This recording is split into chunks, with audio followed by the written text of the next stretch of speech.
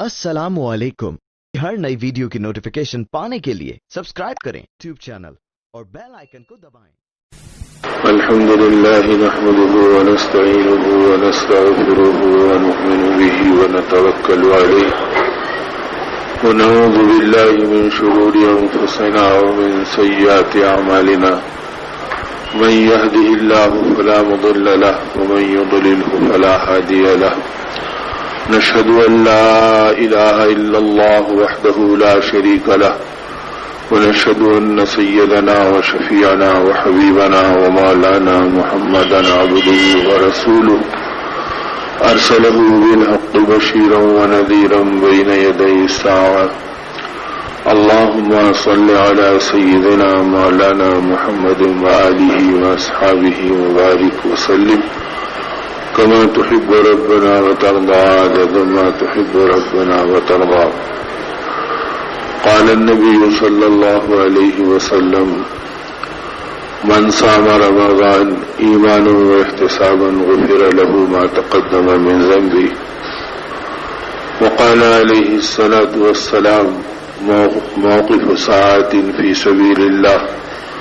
خير من قيام ليلة القدر عند الحجر الأسود أو كما قال عليه الصلاة والسلام.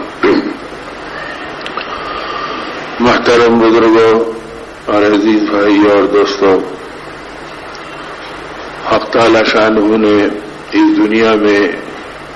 بے شمار نعمتوں سے ہم کو اور اپنے بندوں کو نوازا ہے،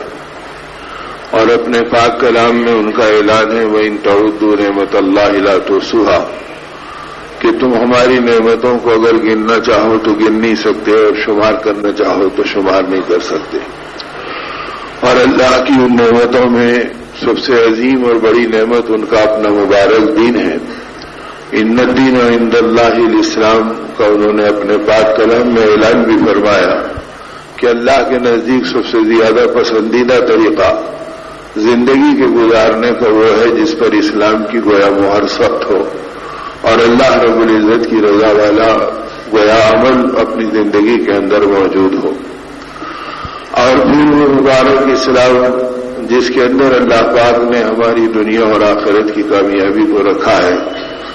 اس راستے پر انسان چلے اور آگے بڑھے اور اللہ کی معرفت کو پائے اور آخرت والی نسبتوں کو اپنی زندگی میں لے اور اپنے مقصد زندگی کو سمجھ جائے. اس کے لیے اللہ رب العزت نے کئی ایک مواقع اس مبارک دین میں رکھے کہ آدمی ان مواقع سے اپنی زندگی کے اندر فائدہ اٹھائے اور اپنی زندگی کو ان صفات پر ڈال لے جو اللہ سے قریب کر دے اور آخرت والی زندگی کو دل و دماغ میں بسا دے اور مقصد زندگی کو سمجھا دے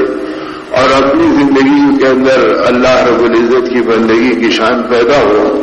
ان چیزوں میں اللہ پاک نے اس ماہ مبارک کو رمضان المبارک کو خصوصی مقام عطا فرمایا کہ یہ وہ مہینہ ہے کہ جس کا انتخاب اللہ پاک نے خود فرمایا اپنے پاک کلام کے نزول کے لیے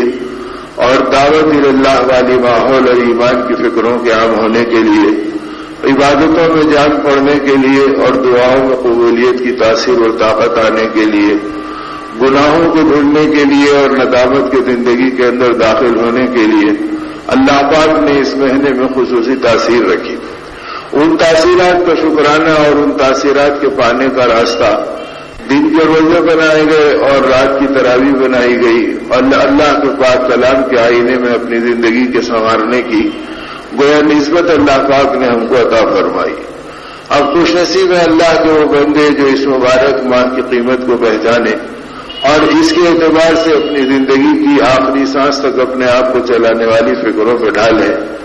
اور بقول ہمارے حضرت مولانا محمد یوسف صاحب رحمۃ اللہ علیہ کے کہ حضرت رحمۃ اللہ علیہ فرمایا کرتے تھے کہ رمضان المبارک کا مہینہ یہ انبیاء علیہ السلام کے راستے کی نعمت ہے اور یہ نعمت اللہ رب العزت نے اپنے کرم سے اس امت کو عطا فرمائی اور اس نعمت کو اللہ رب العزت نے ایمان اور اعمال صالحہ سے مزین کیا. اسی لیے اس مہینے کی قیمت اعمال سے بتلائی گئی، اس مہینے کی قیمت نیکیوں سے بتلائی گئی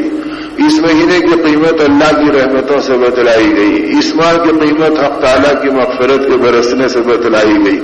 اور اس ماہ کی نسبت جہنم کی آگ سے خلاصی کے چھٹکارے کا پروانہ ملنے کی خوشخبری سے بتلائی گئی۔ اور اسی مہینے میں اللہ پاک نے نبی رحمت صلی اللہ علیہ وسلم کے منصب نبوت کو ظاہر فرمایا، اور اسی مہینے میں حق تعالی شانہ نے نبی رحمت صلی اللہ علیہ وسلم کو اور آپ کے صحابہ کو بدر کے میدان کے حرکت میں لا کر اللہ قیامت تک آنے والے اپنے بندوں کو اللہ پاک نے دکھلا دیا کہ دیکھو جہاں پر یہ دن کے روزوں کا اور رات کی تراویح کا اور قرآن پاک کی تلاوت کا اور عبادات کو مزین کرنے کا اور اللہ رب العزت کے غیبی خزانوں اور داد و دہیش کے دہانوں کو کھلوانے کا یہ مہینہ ہے، وہیں پر یہ مہینہ ایمان اور اعمال کی محنت کا اور جان و مال کی قربانی کا مہینہ ہے کہ اللہ نے اسی میں اپنی غیبی طاقتوں کو دکھلایا اور غیبی نصرتوں کو ظاہر فرمایا، اور اپنے نبی علیہ الصلوۃ والسلام کو اللہ پاک نے اس مبارک مہینے میں بدر سے لے کر تبوک تک اور تبوک سے لے کر اللہ کے دین کی محنتوں کی انتہا پر فاتحانہ مکہ مکرمہ میں داخل ہونے کے سارے مناظر رمضان المبارک میں دکھلائے، تاکہ بندوں کے اندر اس بات کا یقین اور اس بات کا احساس غالب آ جائے کہ یہ مبارک مہینہ خدائی فیصلوں کا مہینہ ہے۔ اگر بندہ اللہ کے ساتھ اپنی زندگی کے رشتے کو انفرادی جوڑ لے تو انفرادی فیصلے ہوں گے، اور اجتماعی طور پر جوڑ لے تو اجتماعی فیصلے اللہ رب العزت کے ہماری موافقت میں آئیں گے۔ اب ان چیزوں کے لیے اللہ رب العزت نے اس رمضان المبارک کے اندر ہماری تربیت کروائی کہ بھئی تم متقی بن جاؤ، یا ایھا الذین آمنوا کتب علیکم الصیام کما کتب علی الذین من قبلکم لعلکم تتقون، کیا ایمان والوں تم سے پہلوں پر بھی روزوں کو فرض کیا گیا اور تم پر بھی کیا گیا تاکہ تم متقی بن جاؤ۔ تو گویا تقوی کی دولت ہماری زندگی کے اندر آ جائے، یعنی اللہ رب العزت کی ماننا اور نافرمانیوں سے بچنا ہماری زندگی کے اندر پیدا ہو جائے کہ ہر عمل کے اندر ہم حق تعالیٰ کی مرضی کو دیکھنے والے بنے۔ آج جتنا انتشار دنیا کے اندر موجود ہے، چاہے وہ ایک گھر میں باپ بیٹے میں ہو یا میاں بیوی میں ہو یا کسی ایک ادارے اور کاروبار میں ہو یا کسی ایک عالمی بنیاد کے اوپر اجتماعی طور پر امت کے اندر انتشار ہو، ان سارے انتشار کی بنیاد یہ ہے کہ ہم اللہ کی مرضی کو چھوڑ کر اپنی مرضی کرنے لگے، اور روزہ نام ہے کہ اپنی مرضی کو قربان کرو اور اللہ کی مرضی کو پہچانو اور اپنی خواہشات اور اپنی طبیعت کی ناگواریوں کو جھیلو اور اللہ رب العزت کی مرضیات کو اور ان کے حکموں کا استقبال کرو۔ اگر تم اللہ کے حکموں کا استقبال کریں گے تو اللہ تمہارا استقبال دنیا میں کروائیں گے، اور اگر تم اللہ کی مرضی کو نہیں پہچانیں گے تو پھر تمہاری مرضی کا پورا ہونا دنیا میں بھی مشکل ہوگا اور آخرت میں بھی مشکل ہوگا۔ اور تم اگر اللہ پاک کی مرضیات پر اپنی زندگی کو چلانے لگو گے اور اپنی مرضی کو قربان کرو گے تو اللہ پاک پھر تمہارے قربان ہونے والے جذبے میں تمہاری مرضی سے زیادہ تمہاری لذتیں تم کو عطا فرمائے گا۔ اب بندے کی مرضی یہ ہے کہ بھئی جب میری سہولت ہو کھا لوں، اور جب میری رغبت ہو پی لوں، اور جب میری سہولت ہو میں اپنے جذبات کی تسکین کا سامان کر لوں،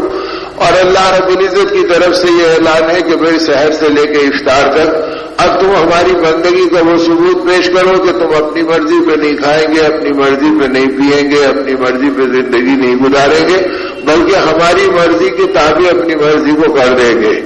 اب اس کی برکت یہ ہے کہ جب ہم نے اللہ کی مرضی کے تابع اپنی مرضی کو کر دیا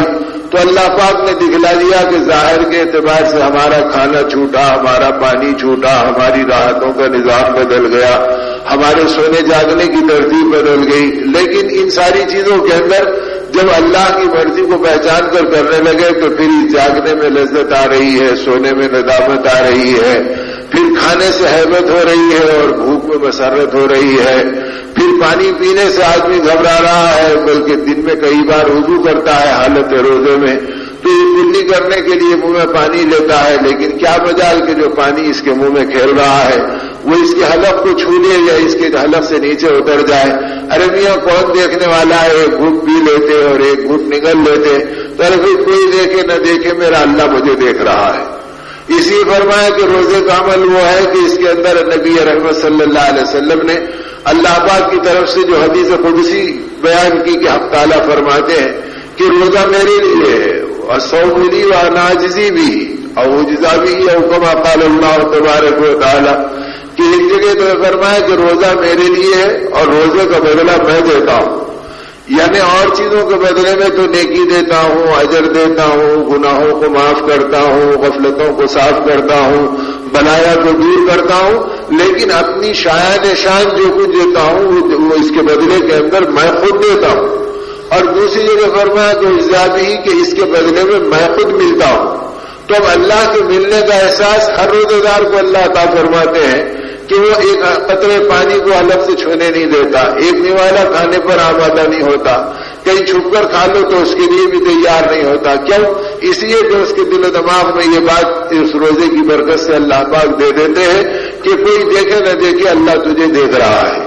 اب اگر یہ نسبت اور یہ کیفیت زندگی میں آ جائے تو پھر اس کیفیت کے دہرانے والی کیفیات کو زندگی کے اندر نظر آئے گی جو صحابہ کرام رضوان اللہ علیہ اجمعین کی زندگیوں کے اندر تھی، کہ رات کے اندھیرے کے اندر دودھ میں پانی ملانا ایک دودھ بیچنے والی عورت کے لیے اور لڑکی کے لیے مشکل ہو رہا ہے کہ کوئی دیکھے نہ دیکھے لیکن میرا اللہ مجھے دیکھ رہا ہے، یہ کہہ کر وہ اللہ کے خوف سے دیانت پر بھی آ رہی ہے، امانت پر بھی آ رہی ہے، صحیح زندگی پر بھی آ رہی ہے۔ اسی لیے اس ماہ کی تحصیلات اور ان اعمال کی برکتیں بتلائی گئی کہ یہ مہینہ وہ ہے کہ ایک تو اس میں اللہ اپنے قدرت کا کرشمہ دکھلاتے ہیں اور تمہاری مرضیات کو اپنی شان کے اعتبار سے پورا کرنا دکھلاتے ہیں کہ ظاہر میں تو بندے نے اپنی مرضی کو توڑ دیا، اپنی مرضی کو چھوڑ دیا، اپنے اعمال کو بدل لیا، اپنے رخ کو پلٹ لیا اور اللہ رب العزت کی مرضی کے تابع کر لیا۔ اور ادھر اللہ کی شان یہ کہ اللہ پاک نبی رحمت صلی اللہ علیہ وسلم سے ان باتوں کو کہلوا رہے ہیں کہ اے ہمارے نبی صلی اللہ علیہ وسلم آپ اعلان کر دیجئے کہ اس مہینے میں ہم اپنے بندوں کی روزی میں برکت دے دیتے ہیں۔ اب روزی میں برکت بھی دیتے ہیں، یا اللہ آپ نے ہم سے کھانا چھڑوایا، ہم سے پانی چھڑوایا اور آپ ہی فرما رہے کہ ہم مومن کے رزق میں اضافہ کر دیتے ہیں، تو ہاں جب تم چھوڑنے پر آئے تو ہم دینے پہ آ رہے ہیں۔ یہ اللہ کا نظام ہے۔ یہ جو کہا جا رہا کہ بھئی گھر چھوڑو، کاروبار چھوڑو، اپنے مشغلے چھوڑو، اپنا ماحول چھوڑو، تو چھڑوانے کے لیے نہیں کہا جا رہا، اس میں اللہ کی غیبی مدد آ جائے اور پھر ان کو اب ہم کرنے کے بجائے اللہ کی مدد کرنے لگے اور اللہ کی غیبی قوتیں ہماری حمایت میں آنے لگے، تو اصل میں دین کی بنیاد چھوڑنے پر ہے۔ بھئی نماز بنے گی، کامل بنے گی، صحیح بنے گی اگر یہ اپنے کاروبار کو چھوڑے، اگر یہ اپنے گھر کو چھوڑے، اگر یہ اپنے ماحول کو چھوڑے اور اللہ کے گھر کے اندر آئے۔ حالانکہ نماز اپنی جگہ بھی ادا ہو سکتی تھی، لیکن اس کے لیے کہ اتنی بڑی گویا وبال کی اور عبرت کی باتیں آقا رحمت صلی اللہ علیہ وسلم نے بتلا دی کہ آپ صلی اللہ علیہ وسلم کے ارشاد کا خلاصہ یہ کہ میرا جی چاہتا ہے کہ جب اذان ہو جائے تو اپنی جگہ امامت کے مسلح پہ کسی اور کو کھڑا کر دوں اور مدینے کے کچھ جوانوں کو، نوجوانوں کو لے کے نکل جاؤں اور جنگل سے لکڑیاں جمع کر لاؤں اور ان کے گھروں کو آگ لگا دوں جو اذان کی آواز سنے اور اللہ کے گھر میں حاضر نہ ہوں۔ تو یہ خلاصہ ہے نبی رحمت صلی اللہ علیہ وسلم کے ارشاد کا، لیکن ان کی عورتوں اور بچوں پر رحم کھا کر میں ایسا کرنے سے گویا گریز کرتا ہوں۔ یہ جذبے آپ نے ظاہر فرمائے تو گویا نماز نہیں بنتی جب تک کہ نماز کے علاوہ کی چیزوں کو آدمی چھوڑ نہ دے، روزہ نہیں بنتا جب تک کہ کھانے اور پینے کو آدمی چھوڑ نہ دے، زکات نہیں بنتی جب تک کہ آدمی اپنے مرغوب مال کو اللہ کے لیے چھوڑ نہ دے اور ایک حصے کو اللہ کی نسبت کے اوپر قربان نہ کر دے، حج نہیں بن سکتا جب تک کہ یہ وطن نہ چھوڑے، علاقہ نہ چھوڑے، اپنے احباب کو نہ چھوڑے، خاندان کو نہ چھوڑے اور سب کچھ کو چھوڑ کر اللہ کے گھر کے اوپر حاضر ہو، یہاں تک کہ بدن کے کپڑوں کو بھی چھوڑ دے، دو چادروں کے اوپر اکتفا کر لے اور فقیرانہ بنیاد کے اوپر اللہ کی بارگاہ کے اندر پہنچ جائے، تو دین کی بنیاد ساری چھوڑنے کے اوپر ہے۔ اب اس مبارک میں ہمیں اللہ پاک اس کا نظارہ بدلاتے ہیں کہ اگر تم ہماری نسبت پہ چھوڑتے ہیں تو ہم تمہاری نسبت کا خیال اس سے زیادہ کرتے ہیں جتنا تم ہمارا خیال رکھ رہے ہو، اور تمہاری چیزوں میں ہم اضافہ کرتے ہیں، کھانا تم چھوڑے کھانے میں اضافہ، پانی تم چھوڑے پانی کی جگہ شربتوں کا اضافہ، پھر اس کی راحتوں کا اضافہ، پھر اس کی لذتوں کا اضافہ، پھر ان کی لطافتوں کا اضافہ، پھر ان میں محبتوں کا اضافہ۔ اب اس میں اللہ رب العزت کی طرف سے اضافے اور خیری خیر کے دروازے اللہ پاک عطا فرماتے ہیں، اتنے عطا فرماتے ہیں کہ یہ اعلان آسمانوں کی دنیا میں فرشتوں کے بیچ ہو رہا ہے کہ اے میرے فرشتوں، میرے بندوں نے میرے لیے کھانا چھوڑا، پانی چھوڑا، بھوکے اور پیاسے رہے، بتاؤ ان کو اس کے بدلے میں کیا جزا دی جائے اور کیا صلہ دیا جائے، اور فرشتوں کو گواہ بنا کر اللہ پاک مغفرت کا اعلان فرما رہے ہیں کہ اے فرشتوں تم گواہ رہنا، میں نے اپنے بندوں کی مغفرت کر دی۔ اور دنیا میں اللہ رب العزت اس بات کو دکھلا رہا ہے کہ بھئی ان کی روزی میں اضافہ کرو، ان کے کھانے میں اضافہ کرو، ان کے پہننے میں اضافہ کرو، ان کی ضرورتوں کو آسانی سے پوری کرو۔ تو جتنی ضرورتوں کا سمیٹنا اس مبارک مہینے میں ہوتا، 11 مہینے میں ایسا سمیٹنا نہیں ہوتا۔ اس مہینے کے اندر آدمی کرتا کیا ہے؟ مغل حضرت رحمت اللہ علیہ کے فرمایا کرتے تھے کہ بھئی ہم بھوکے کہاں ہیں، ہم پیاسے کہاں ہیں۔ وہ فرق اتنا ہو گیا کہ جو ہے ہم صبح کا کھانا جو طلوع آفتاب کے بعد کھاتے تھے وہ تھوڑا بعد میں کھا رہے ہیں، اور اس کو تھوڑا پہلے کھا لے رہے ہیں، اور رات کے اندھیرے کے اندر سحر کے نام پر، اور ادھر جو دوپہر میں کھاتے تھے اسے ذرا آگے بڑھا دیا اور افطار کے اوپر پورا کر لیا۔ تو کھانا پینا تو ہمارا جاری ہے، ایسا نہیں ہے کہ صاحب رمضان کا چاند دیکھا اب شوال کے چاند تک نہ کھانا ہے نہ پینا ہے نہ آدمی کی اپنی مرضیات کی کوئی گنجائش ہے، بلکہ یہ ہوا کہ مولا میں اپنی مرضی کو آپ کی مرضی کے تابع کر دیا۔ اور دوسرے یہ کہ اس کے اندر بندہ اپنی مرضی سے نہیں کھا رہا، اللہ کی مرضی پہ کھا رہا۔ اللہ جانور ہے جو اپنی مرضی کے اوپر کھاتا ہے، جو برتن دکھا منہ مار دیا، جو گلی دکھی اس میں داخل ہو گیا، جہاں چارہ دکھا چڑھ گیا، اسے کچھ پتا نہیں کہ کس کی جگہ پہ چل رہا ہوں، کس کی ملکیت میں آ گیا ہوں، کس کے برتن میں منہ ڈالا ہوں۔ اسے اپنی بھوک سے غرض ہے، سامنے کی چیزوں سے غرض ہے۔ اگر اس انسان کو بھی اندر کے چوچلوں سے اور باہر کی تمناؤں سے غرض ہے، نہ اللہ کی رضا مقصود ہے، نہ آخرت کا معیار مقصود ہے، نہ نبی کریم صلی اللہ علیہ وسلم کا طریقہ مقصود ہے، تو پھر ایسے انسان جانوروں کی صف میں شمار ہوتے ہیں۔ اور اللہ پاک کی طرف سے ان کی زندگی کی راحت پر یا ان کی زندگی کے غم پر نہ کوئی خوشی کا اظہار ہوتا ہے، نہ کسی غم کے اوپر ان کے لیے مدد کے لیے دروازے کھلتے ہیں۔ اب بنیاد یہ کہ آدمی کی زندگی اللہ پاک کی بندگی کی بنیاد کے اوپر آ جائے، تو جب اپنی مرضی کے بجائے ان کی مرضی کے اوپر کھانے پینے کی ترتیب کو ہم نے آگے پیچھے کر لیا، اب اللہ نے کھانے میں برکت دے دی، پینے میں برکت دے دی۔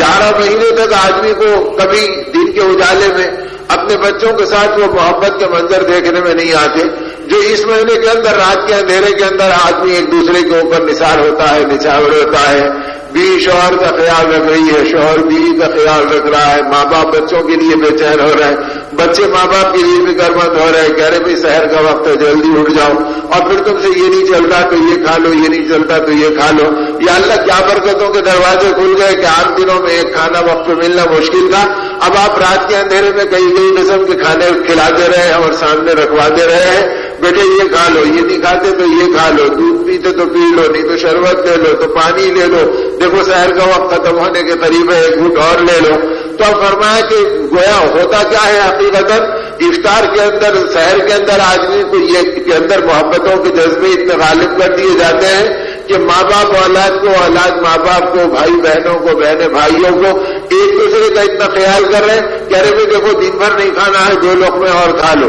اور دن بھر نہیں پینا ہے 2 گھونٹ اور پی لو۔ یہ کہہ کر 2 لقمے زیادہ کھلا رہے ہیں اور 2 گھونٹ زیادہ پلا رہے ہیں، اور ادھر افطار کا وقت آئے تو کہہ رہے دن بھر نہیں کھائے تھے 2 نوالے اور کھا لو، اور دن بھر نہیں پیے تھے لہذا اور 2 گھونٹ زیادہ پی لو۔ تو ادھر نہیں کھانے کے تصور میں زیادہ کھا رہے ہیں، ادھر نہیں کھائے تھے کہ تصور میں زیادہ کھا رہے ہیں، ادھر نہیں پینے کے تصور میں زیادہ پی رہے ہیں، ادھر نہیں پیے تھے کہ تصور میں زیادہ پی رہے ہیں۔ پھر اللہ کی شان ہے کہ اللہ کہہ رہے دیکھو میرے بندے میرے لیے بھوکے رہے، پیاسے رہے، تو ان کی ستاری اور ان کی کریمانہ شان یہ ہے کہ انہوں نے اس کھانے پینے سے فرشتوں کو بھلا دیا اور بھوکے رہنے کے منظر کو دکھا کر ان کو گواہ بنا دیا اور اپنی مغفرت کا اعلان فرما دیا۔ تو وہ اس طرح انعامات کی بارش اس مبارک مہینے میں اللہ پاک فرماتے ہیں تاکہ میرے بندوں کے اندر یہ ایمان کی فکریں اور اعمال کی قدریں اور میرے لائے ہوئے دین کی نسبتیں زندگی کے اندر آ جائیں، اور یہ میرے محبوب نبی کے غم کو اپنا غم بنا کر ان کے والی فکروں پر اپنی زندگی کو چلانے والے بن جائیں۔ اب جب بندہ اپنی مرضی کو چھوڑتا ہے اور اللہ رب العزت کی مرضی کو اختیار کرتا ہے تو پھر اللہ پاک بندوں کی ہر مرضی کو اپنی قدرت سے پورا کرتے ہیں۔ سیرت کے واقعات میں نبی رحمت صلی اللہ علیہ وسلم کی حیات میں یہ طیبہ میں یہ بھی ملتا ہے کہ آپ سیر فرما رہے ہیں اور بکری کا سرا بیچ میں ہے، حضرت علی رضی اللہ تعالیٰ عنہ آپ کے ساتھ ہیں، ایک خادم موجود ہے اور آپ کو بکری کا سرا پسندیدہ بھی تھا،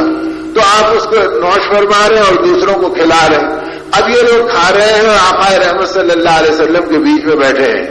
نبی رحمت صلی اللہ علیہ وسلم کے بیچ میں بیٹھے ہیں، حضرت علی فرماتے رضی اللہ تعالیٰ عنہ، اتنے میں سیدنا بلال آ گئے رضی اللہ تعالیٰ عنہ، اور آگے کہا کہ لقد اصبحت یا رسول اللہ، اے اللہ کے رسول صبح ہو گئی اور آپ کھا رہے ہیں، تو آپ نے مسکرایا اور پھر اس کے بعد کھانے میں مشغول ہو گئے۔ اسی ایک بلال کو سحور ہو رہی تھی، دھوکہ ہو رہا تھا، اور صبح ہوئی نہیں تھی۔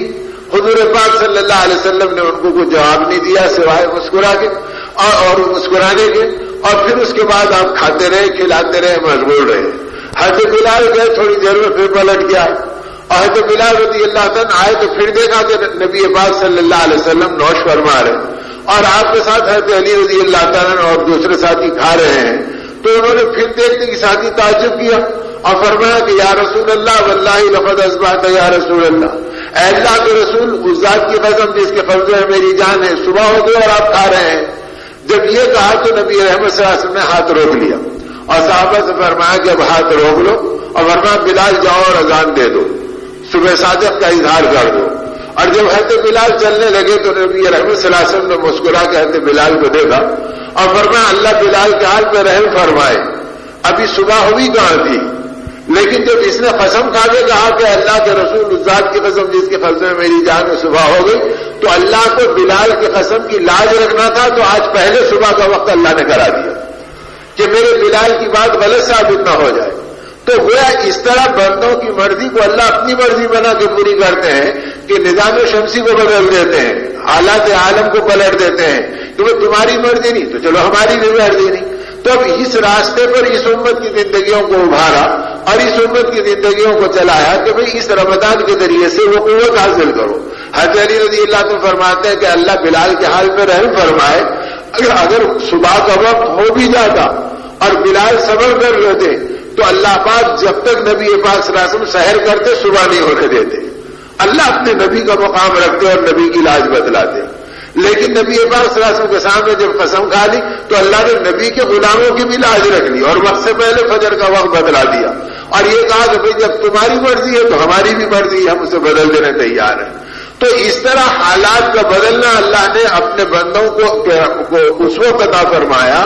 جبکہ بندے اللہ رب العزت کی مرضی پر اپنے آپ کو بدلنے اور مر مٹنے کے جذبے پر ڈال دیے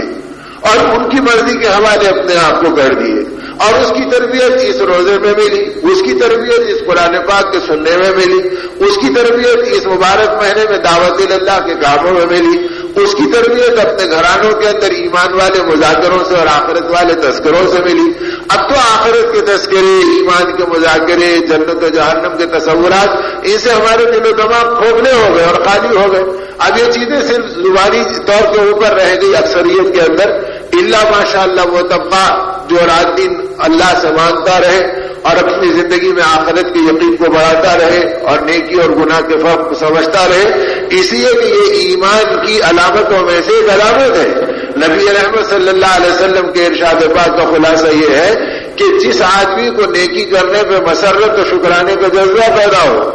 اور گناہ ہو جانے کے اوپر خوف اور گھبرانے کی کیفیت آتی ہو اور ندامت کا احساس ہوتا ہو، تو سمجھ لو کہ اسے ایمان کی علامتوں میں ایک بڑی علامت مل گئی۔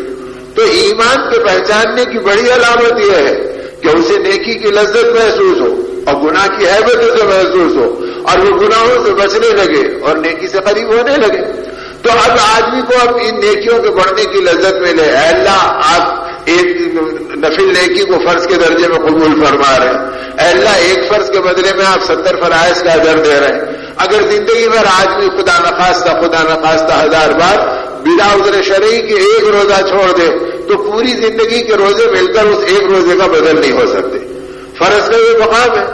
اگر زندگی بھر لاکھوں رکعت آدمی نماز پڑھتا رہے تو زندگی بھر کی لاکھوں رکعت نمازیں مل کر ایک رکعت فرض کے برابر نہیں ہوتی۔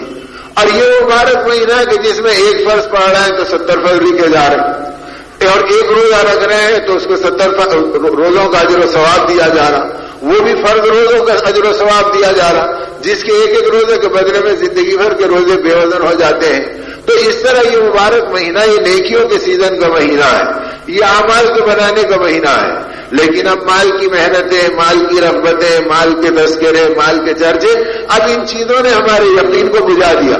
اور ہمارے جنت و جہنم کے تصور کو اتنا مدھم اور کمزور کر دیا کہ اب وہ جنت تو بس خیالی جنتوں کے اندر زندگی گزر رہی ہے کہ یہ مل گیا تو اچھا ہے، وہ بن گیا تو اچھا ہے، وہ سامان آ گیا تو اچھا ہے، اور وہ چیز مل گئی تو اچھا ہے، اور وہ مال مل گیا تو اچھا ہے۔ ارے ان جذبوں کے اوپر تو بے دین انسانوں کی زندگیاں بھی چل رہی ہیں،